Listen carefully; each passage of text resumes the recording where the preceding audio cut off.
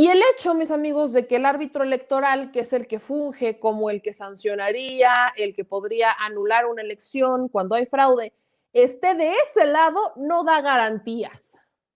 ¿Qué es lo que aquí pasa? Que no quieren respetar la voluntad del pueblo. Si quisieran respetar la voluntad del pueblo, el árbitro electoral no emitiría comentarios como los que hoy realizó. Y el árbitro electoral, en vez de querer estar reduciendo los plurinominales para el partido de mayoría, estaría buscando o reducirle plurinominales a todos o eliminar las alianzas, porque estas mayorías infladas o artificiales, como les llama el INE, se dan por las alianzas. Por eso se dan, por ese tema se dan las mayorías infladas, por las alianzas. Si evitaran ellos las alianzas, pues entonces tendríamos una mayoría más equilibrada, aunque no podrían, no, tomemos esto en cuenta, que PTP Morena, aunque no fueran en coalición y cada uno presentara su candidato, pero que manejen a nivel federal la misma agenda, seguirían votando hacia el mismo sentido. Entonces, tampoco lo quieren hacer por eso, por esta razón. No quieren eliminar las alianzas porque aunque separen al PTPRD, perdón, PTPs y Morena, pues a nivel federal van a seguir operando al mismo sentido por la agenda que tienen, con tal de que su agenda, y es más, lo hacen todos los partidos satélites buscan apegarse al más fuerte para que su agenda la pasen y ellos tengan algo que venderle a su electorado en las próximas elecciones. Por ahí va el sentido. Por eso no lo quiere hacer el INE. Pero sería la opción más sencilla. Si el árbitro quisiera ser de verdad árbitro, imparcial y objetivo, buscaría otras opciones como o todos coludos o todos rabones, y aquí no está ocurriendo. Claramente el papel del INE queda desenmascarado, el papel del INE queda clarísimo hacia dónde está enfocado. No es el tema de sancionar a un Andrés Manuel López Obrador, creo que eso incluso podríamos decir que es natural, el buscar que el presidente que más poder tiene con la sociedad no incline la balanza. Por supuesto que es algo que buscaríamos, que el árbitro electoral buscaría mantener lo más apaciguado posible para que no influya la figura presidencial de forma directa en las elecciones. Pero el INE no es imparcial tampoco. Entonces estamos hablando de un claro conflicto de interés que se viene manifestando con diferentes acciones y que hoy se confirma. ¿Por qué lo digo? Comparto, mis amigos, con ustedes el comunicado del INE y por eso quiero empezar. Es el comunicado del INE hablando de que el populismo desmonta las garantías democráticas. Ojo, mis amigos, si ustedes están a favor o en contra del populismo, es su bronca. El INE, ¿qué debería de hacer? ¿Qué es populismo? ¿Qué es socialismo? ¿Qué es democracia? O sea, el INE tiene la obligación de que la ciudadanía esté informada del abanico de oportunidades, de ideologías, incluso si se van a meter en ideologías, tiene que hablar de todas, porque el árbitro electoral no decide. Y aquí está queriendo influir con una opinión. La opinión la realiza Lorenzo Córdoba.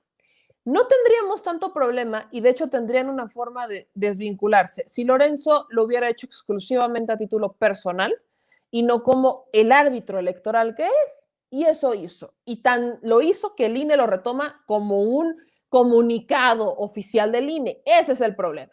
Les comparto, ¿no? Aquí lo publican.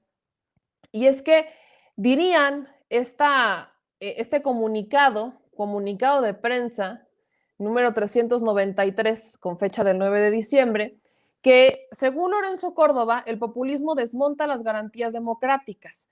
Esto lo dijo cuando participó en una mesa virtual organizada por la Asociación Mexicana de Ciencias Políticas junto con el sociólogo político Klaus Hoff. Y dicen acá, el populismo no es simplemente un discurso o acción política para ejercer el poder, sino que implica una serie de actuaciones, que desmontan las garantías de las democracias constitucionales, aseguró el consejero presidente del Instituto Nacional Electoral. Cito, en la agenda del populismo está justamente la de desmontar estos mecanismos de control del poder que, en su lógica, sirven para acotar al pueblo y la actuación de su voluntad general. Durante esta participación, menciona que la idea de pueblo que plantean los populistas supone en sí misma la negación del pluralismo, al concebirlo como un ente homogéneo que se expresa en la voluntad general malinterpretada o reinterpretada por los populistas a través de una sola voz que suele ser la de ellos. La voluntad general no es la voluntad del líder que habla en nombre del pueblo, no es la voluntad del líder que interpreta la voluntad del pueblo, dijo al distinguir entre la voluntad general y el voluntarismo. Y aquí rescato esta parte. Lorenzo, predique con el ejemplo y no con el verbo. La voluntad del director o del presidente del INE no es la voluntad del pueblo que lo puso como árbitro, porque ni siquiera lo pusimos como árbitro nosotros.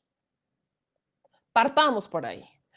El INE es una institución que regula el acceso al poder a través de los partidos políticos y ahora incluso de hasta independientes.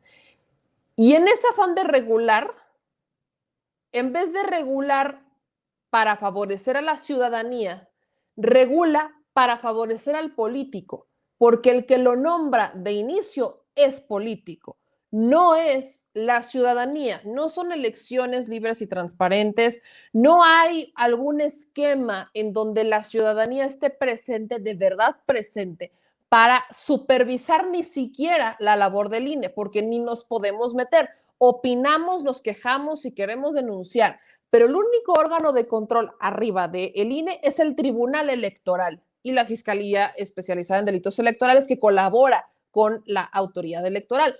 Pero ¿qué pasa si esta autoridad electoral no está cumpliendo con su deber? ¿Quién la sanciona? ¿Quién la observa? ¿Quién la remueve? ¿Quién la critica? El político. Y mientras no deje de funcionar en ese sentido, no vamos a ver cambios, porque el político va a querer quedar bien con la autoridad electoral para evitar que la autoridad electoral se le vaya encima. Así no debería de funcionar. La autoridad electoral le debe de servir como árbitro a la ciudadanía. Es la ciudadanía y solo la ciudadanía la que debería de decidir qué hacer o no cuando la autoridad electoral está fallando. Y no veo un mecanismo aplicable de control en esta materia. Y particularmente cuando escuchamos a un Lorenzo Córdoba hablar de populismo, pues queda claro que hay una intención muy, pero muy sesgada en este proceso desde la transformación y la llegada de Andrés Manuel. Incluso se podrían confirmar las sospechas de muchos mexicanos que advierten que el propio Lorenzo Córdoba y el INE habría intentado boicotear las elecciones de Andrés Manuel López Obrador, pero que el voto popular fue tan fuerte que no pudieron. Eso quiere decir que habría incluso más personas que votaron por Andrés Manuel López Obrador de las que reportó el Instituto Nacional Electoral. ¿Por qué lo rescato? Precisamente por este detalle. Y mis amigos, no es porque yo los quiera torturar, les juro que no, pero siempre he apelado a que necesitamos que conozcamos de propia voz lo que dicen estos sujetos para criticar y de verdad criticar con elementos y no como lo hacen, pues uno que otro por ahí, que es que periodista, que es que investigador, que ya saben esas cosas que uno, pues obviamente cuestiona ampliamente. Así que prometo que no voy a dejarlo 40 horas, le prometo, dama, damita, caballero, que eso no va a pasar, pero sí creo que es importante escuchar lo que dijo Lorenzo Córdoba, o al menos un fragmento. Vean las expresiones, vean a Lorenzo Córdoba, esto es lo que hay que criticar. Esta es la autoridad local que tenemos, la autoridad electoral que tiene México. ¿A quién le sirve? Al político, no al ciudadano. Es algo abstracto, lo decía el profesor Ofe, no es algo estático, es algo que como el mismo concepto de pueblo evoluciona, es dinámico, cambia eventualmente, pero sobre todo es el resultado de un determinado procedimiento que parte desde abajo. Decía el profesor Ofe que que los populismos parten de un no mapeo, de una no conceptualización de la idea del contrato social y reivindicar a la voluntad general, tal como la planteó Rousseau, como un producto racional, una construcción racional, un procedimiento que parte del propio contrato social, es fundamental. Porque eso nos permite distinguir entre la voluntad general respecto de lo que podríamos, y me atrevo a sugerir, podríamos llamar voluntarismo. La voluntad general no es la voluntad del líder que habla en nombre del pueblo. No es la voluntad del líder que interpreta la voluntad del pueblo. Reivindicar esto que decía el profesor Ofe, el método y no el sentido en sí necesariamente de la voluntad general, es indispensable precisamente para desmontar la lógica, la apropiación que los líderes populistas hacen de la voluntad general, que al final del día no es otra cosa sino la propia voluntad del líder, o en el mejor caso de los casos, solo la voluntad de la mayoría, en el mejor de los casos. Primer apunte.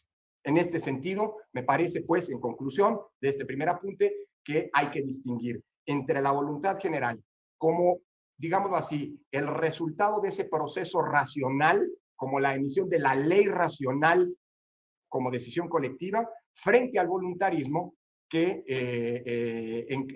parte de un proceso y de un método distinto. La voluntad general parte de abajo, el voluntarismo cae desde arriba, a pesar que se venda como la verdadera y auténtica interpretación de la voluntad general. Segundo apunte conceptual, el concepto de pueblo. Ya lo ha dicho el profesor Ofe, la metáfora del autobús que está en una ruta permanente en donde hay pasajeros que suben y que bajan constantemente, me parece que es indispensable para romper esa idea de pueblo que nutre la lógica populista y que es la idea de un pueblo estático, pero sobre todo homogéneo y compacto.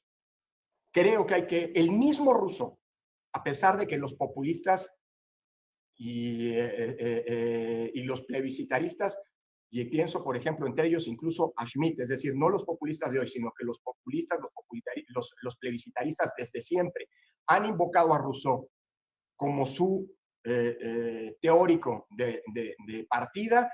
Creo que hay que recordar que el mismo Rousseau interpretaba al pueblo no necesariamente como algo homogéneo, al grado de que cuando la homogeneidad no se da, tiene que recurrir a la regla de la mayoría para decidir, sino como el conjunto de todas y todos los ciudadanos. Bueno, lo de todas eso no lo dijo Rousseau, lo digo yo hoy, 200 años después. Todas y todos los ciudadanos.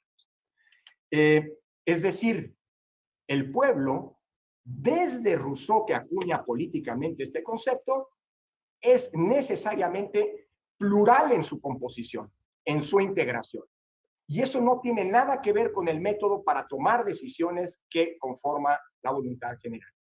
O tiene que ver en la medida en que ese método no puede excluir ese pluralismo, esa diversidad de posturas, de personas, de ciudadanas y ciudadanos que integran el pueblo. A diferencia del pueblo entendido en la lógica populista. El pueblo del populismo es un pueblo orgánico, un pueblo homogéneo, un pueblo que, digámoslo así, se manifiesta de manera unívoca y, por lo tanto, es contrario a la lógica de pluralismo que debe sustentar una idea democrática, incluyente, tolerante de pueblo.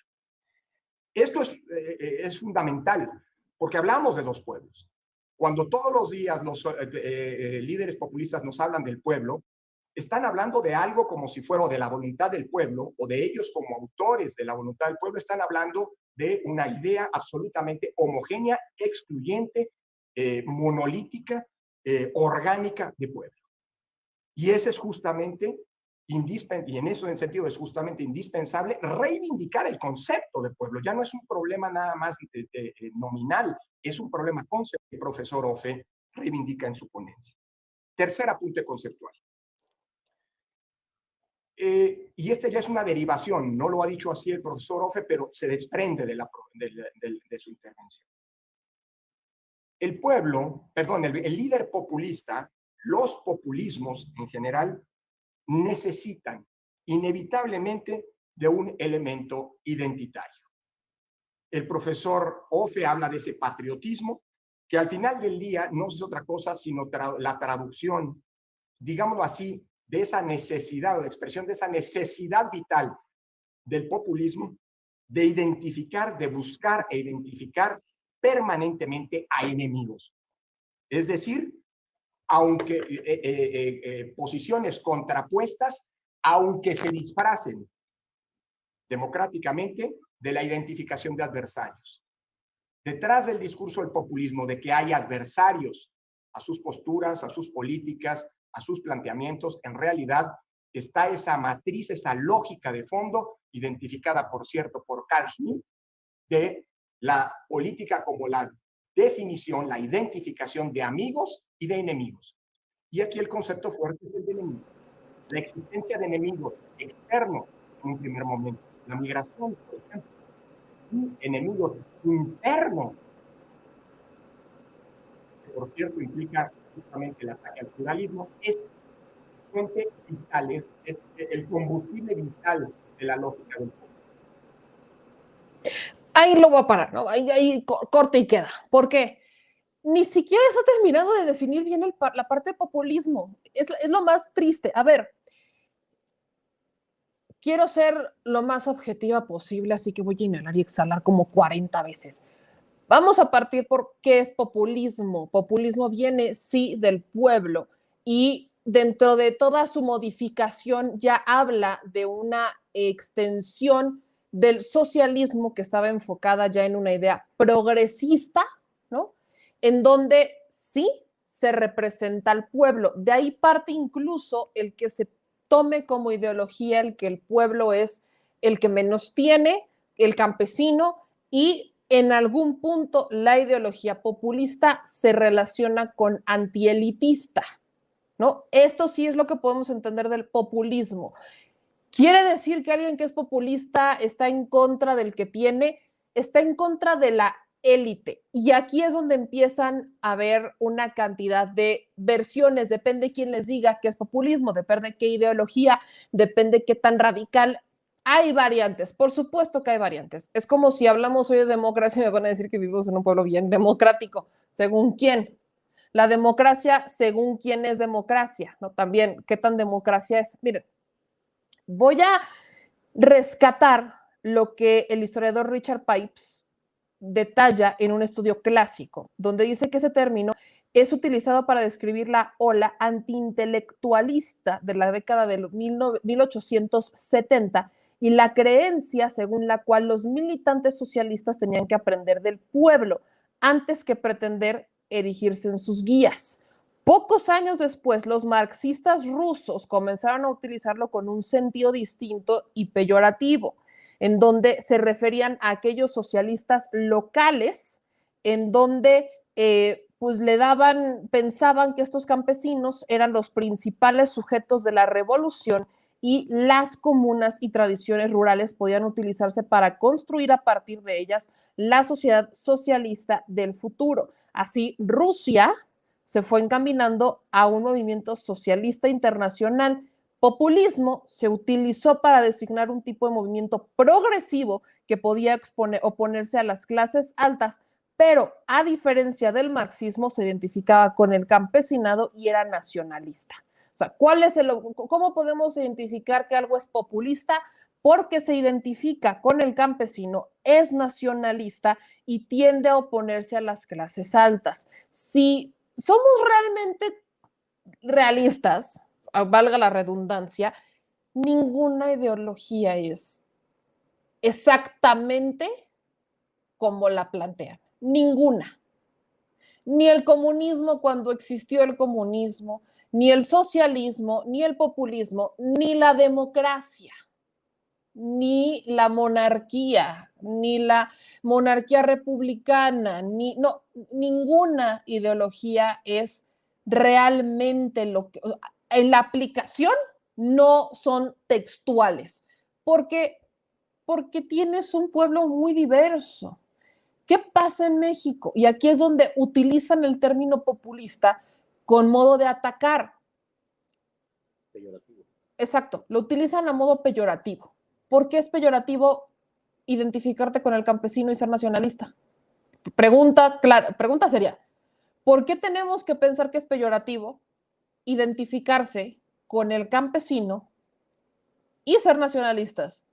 Si partimos de que estamos pensando que está mal identificarte con el campesino y ser nacionalista, está dicho todo. No tendría por qué está mal. ¿Por qué está mal que te identifiques con el que menos tiene y que busques que su causa y que tenga más oportunidades de crecer y que la élite no sean solamente 3 personas y que sean cada vez más? ¿Por qué está mal pensar que el pastel se puede dividir en más personas? ¿Por qué está mal? Ese es el problema. Que mientras existan estos grupos que piensen que está mal identificarse con los sectores que menos tienen, que mientras existan estos grupos que piensen que está mal ser nacionalista, pues me queda claro que solamente tenemos vendepatrias. Por eso es cuestionable esto. Ninguna ideología se aplica de forma literal ni como se estudia, ninguna. Son corrientes ideológicas que sirven para darle un rumbo a la sociedad en la administración pública, en la política, busca darle un rumbo. Eso es lo que se busca. Claro que sí. Si el presidente fuera ampliamente socialista, no veríamos lo que hoy pasó en la mañanera, créanme. Si el presidente fuera comunista, créanme que no hubiéramos visto un pacto entre los empresarios, el gobierno y sindicatos para posponer la decisión del outsourcing o la reforma del outsourcing. Créanme, eso no hubiera pasado. Neta. Pasó en Rusia, cuando pasó en Cuba, cuando pasó en Venezuela. No pasa.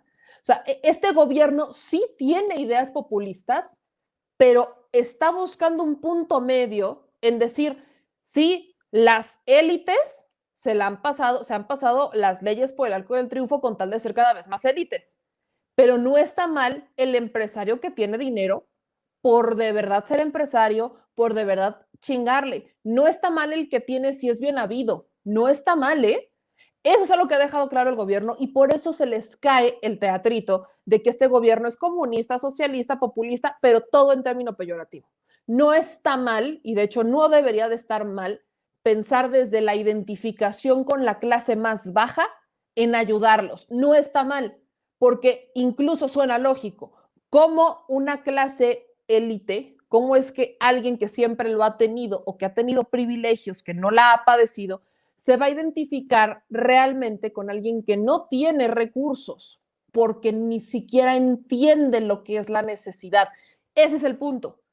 ¿Cómo logras identificarte con alguien a quien no entiendes porque no lo has vivido, porque no te ha tocado la necesidad? Por mucha empatía que tengas, por muchas ganas que tengas de ayudar, eventualmente no te puedes poner en sus zapatos porque tú no lo has vivido. Hay personas que han tenido privilegios y que deciden dejar todos esos privilegios e irse a vivir un tiempo como viven las personas que menos tienen y hacen su trabajo social y buscan la forma de identificarse, pero esos no son políticos. Esa parte también hay que dejarla clara. El político, lamentablemente, siempre busca esta aspiración, el hambre del poder. El poder corrompe y no tienen los pies en la tierra. Creo que también incluso cuando hay gente que se identifica del pueblo que llega al poder, pierde el piso y olvida a quién representa, olvida a quién le rinde cuentas, lo olvida. No es garantía tampoco ser del pueblo, no es garantía ser del pueblo, identificarte con el pueblo y llegar al poder, no es garantía. ¿Por qué no es garantía? Porque el poder corrompe. Son muy pocas las personas que tienen los pies bien parados en el piso, bien plantados en la tierra, y quizás estos 18 años o más de carrera que tuvo Andrés Manuel López Obrador, de su trabajo con el Instituto Indigenista, del trabajo que ha tenido a lo largo de los años, es lo que lo hace ser como es. Pero yo no conozco otro político que tenga esta carrera tan social y tan cercana al pueblo. No la conozco. De esta era moderna, no la conozco. Porque ya existía este privilegio de las clases altas, eran los hijos nietos de los generales, clases altas, quienes se convirtieron en políticos, eran hijos nietos de empresarios, quienes estaban en las clases altas, que se convirtieron en políticos, pensando en una ideología medio paternalista de decir, yo que lo sé todo, entre comillas, por supuesto, yo que entiendo todo, yo que tuve esos privilegios, te los voy a compartir a ti. Pero nunca intentaron llegar al punto del ¿qué necesitas? Algo tan básico como preguntarle el ¿qué necesitas? Y si la autoridad electoral en estos tiempos no es capaz de escuchar a quien le debe de rendir cuentas, que es al electorado, pues creo que ahí está el principal problema, ¿no?